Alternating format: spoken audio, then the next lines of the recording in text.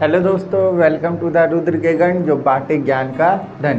कैसे हो आप सभी? आई होप कि आप अच्छे होंगे। तो आज का हमारा सेक्शन रहने वाला है मौलिक अधिकार के बारे में। मौलिक अधिकार क्या होते हैं? भारत का संविधान के अंदर सभी नागरिकों को कुछ अधिकार दिए गए हैं जिसको हम मौलिक अधिकार बोलते हैं। मौलिक अधिकार भारत का संविधान में भाग 3 में दिया गए है। ये मौलिक अधिकार भाग 3 से अनुच्छेद 12 से लेकर अनुच्छेद 35 तक हमारे मौलिक अधिकार दिए गए हैं। ठीक है, मौलिक अधिकार क्या है? 12 में अनुच्छेद 12 के अंदर भारत के मौलिक अधिकार के बारे में परिभाषा दी गई है। क्या दी गई है? भारत के मौलिक अधिकार के बारे में भाषा दी गई है और उसके बाद हमारे सारे मौलिक अधिकार दिए गए हैं। आइए देखते हैं हमारे कितने मौलिक अधिकार होते हैं। तो हमारे मौलिक अधिकार टोटल कितने होते हैं? 6 मौलिक अधिकार होते हैं जो हमको सभी को दिए गए हैं। ठीक है, अब जल्दी से बताइए कमेंट में क्या आपको पता है कि 6 अधिकार कौन कौन से होते हैं, और मैं यहाँ पे फटाफट मौलिक अधिकार आपको बताता हूँ। हाँ जी दोस्तों, तो अभी हमने बात करी थी हमारे कितने अधिकार हैं। हमारे मौलिक अधिकार 6 होते हैं।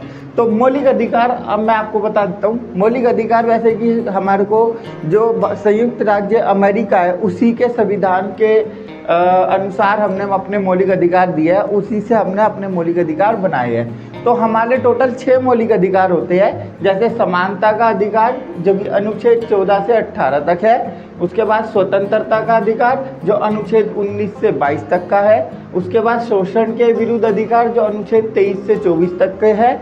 उसके बाद धर्म की स्वतंत्रता का अधिकार जो अनुच्छेद 25 से 28 है। फिर है शिक्षा का अधिकार जो कि अनुच्छेद 29 से 30 तक है। उसके बाद है सार्वजनिक उपचारों का अधिकार, ये अनुच्छेद 31 से 35 तक है।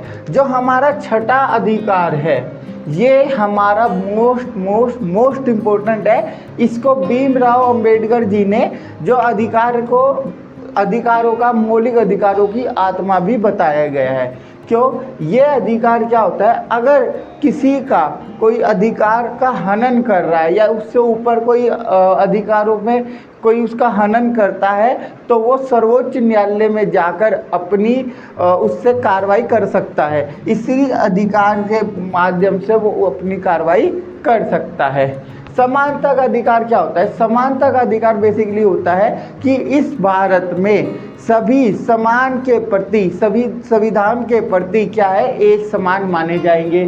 किसी को कोई भी किसी भी तरीके का भेदभाव नहीं किया जाएगा। उसके बाद स्वतंत्रता का अधिकार, सभी व्यक्तियों को जो भारत में रहते हैं, ऊपर कश्मीर से लेकर नीचे कन्याकुमारी तक सभी लोगों को एक समान स्वतंत्रता है। वह कहीं भी आ जा सकते हैं, कुछ भी खा पी सकते हैं, अपनी कोई भी चीज़ को अपने किसी भी रूप में स्वीकार कर सकते हैं। उसमें सरकार कोई भी हस्तक्षेप नहीं करेगी।